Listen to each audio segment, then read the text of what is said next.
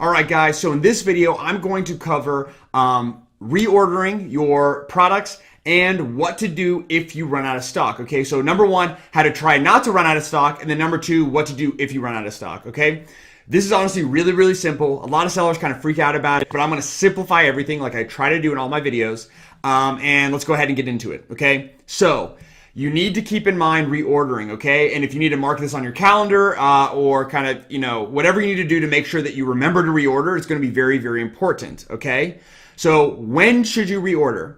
Okay, you need to reorder when you have a certain number of units left, okay? That's how you want to determine when you're going to reorder, okay? So there's three things you need to know. How long does production take, right? How long does it take for your supplier to make your products, right? How long does it take for them to produce your products?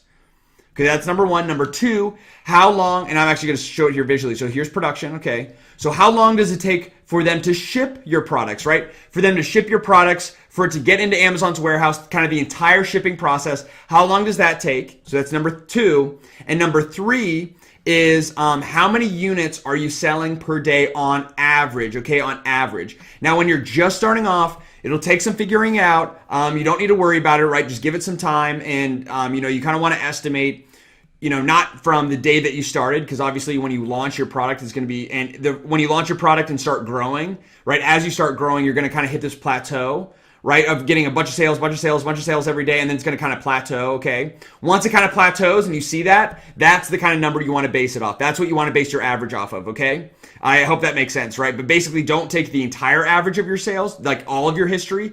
Just do like the past, however long, as long as you've kind of been selling consistently, on that kind of plateau, on that straight line. So that's what I use to calculate. And again, it totally depends on your situation and how long you've launched the product for. But what you go ahead and do, all right, is the third thing is you need to know how many units you're selling per day, okay? So how long is production, how long shipping, how many units you're selling per day, boom, you have all the parts of the equation that you need to solve this problem, okay, of when to reorder. So let's assume that you're selling 10 units a day. I did this for this example. We're selling 10 units a day. It takes 30 days for for a supplier to produce our products. It takes them 15 days for them to ship, and for it to get in and start actually up and active on Amazon, it takes 15 days, okay? So that's a total of 45 days. If we're selling 10 units a day for 45 days, then that means that's that we sell over a 45-day period, okay? So that means from the time that your supplier starts production on a new order until the time it's delivered, in this time period, okay, the whole time it's being shipped and produced, you're going to sell 450 units.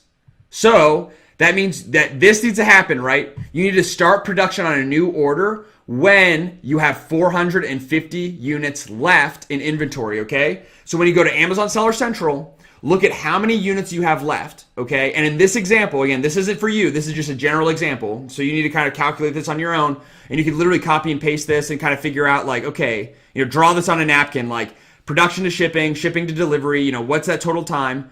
Multiply that by the number of units you're selling per day. Boom. That's when you need to reorder, okay? When you have that many left, right? Because we're going to start producing a new, let's just say we're going to order another 1,000 or 2,000 units here.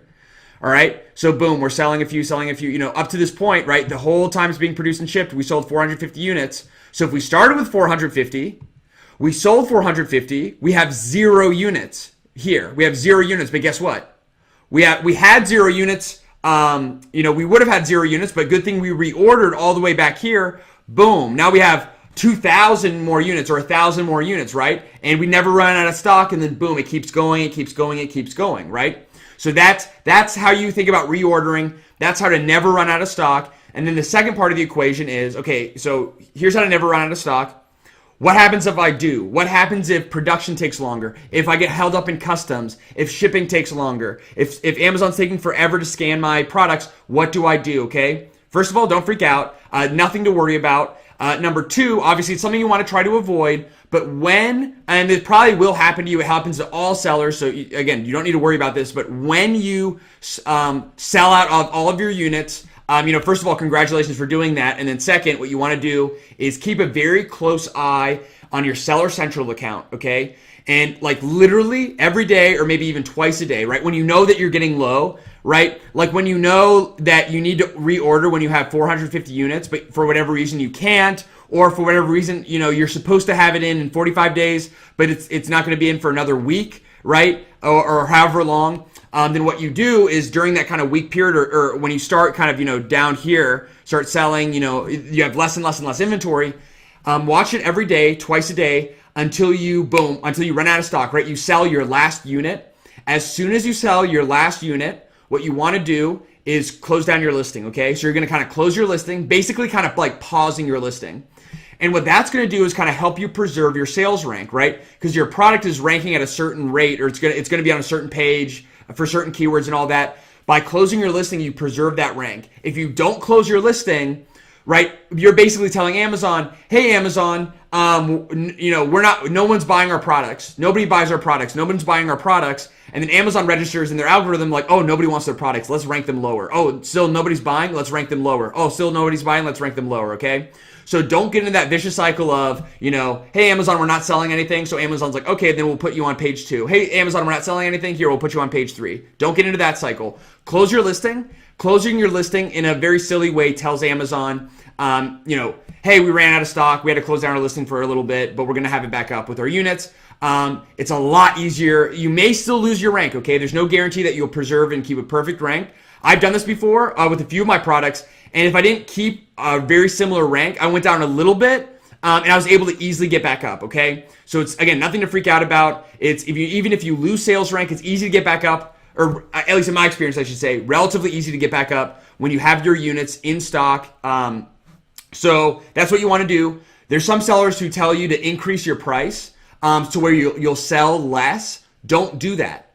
Don't sell less. Keep selling. Like keep at it. If you're running Facebook ads, if you're running pay-per-click ads, maybe consider scaling those down a little bit. But if those are really critical to kind of keeping your sales velocity, to keeping your page rank and ultimately your sales velocity, if it's really, really important, I would keep them running at the same kind of rate, at the same level. But if you believe that if you kind of scale down your campaigns, scale down some of your advertising a little bit, that can be beneficial as well. But do not increase your price is what I'm trying to say. Okay, you could do that, potentially scale down your advertising, but don't increase your price.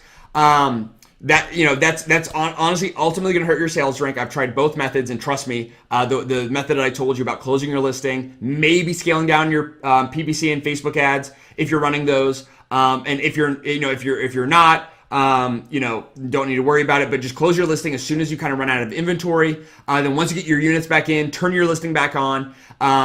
If you need to, run a little bit of PPC or run some Facebook ads or turn those back on, or maybe even scale those up a little bit if you need to, right? You want to try to never run out of inventory, okay? That's really going to be the best kind of prescription, the best method, the best strategy. But again, if you do, hopefully it's only for a few days or a week or so. And then, just get your units back in. And you shouldn't really, again, in my experience, haven't had an issue with re-ranking or kind of getting that sales velocity back, and hopefully won't be any issue for you. So don't freak out about it. And if you do have any questions about this, definitely let me know. But hopefully this helped. It's really simple math, just something really good to keep in mind. And yeah, so thanks so much for watching. If you guys have any questions, be sure to leave those in the comments below. But I really hope that this graph and kind of this equation was helpful to you guys. It's always good to kind of keep in mind. And if you guys like this video, or if you found it remotely helpful, give me a thumbs up below and hit the subscribe button, okay? Because I have a lot of great videos currently on this channel and a lot of great videos coming to you very, very soon. And I honestly don't want you to miss out on those. As always, I honestly really appreciate you watching, and I look forward to seeing you in the next video.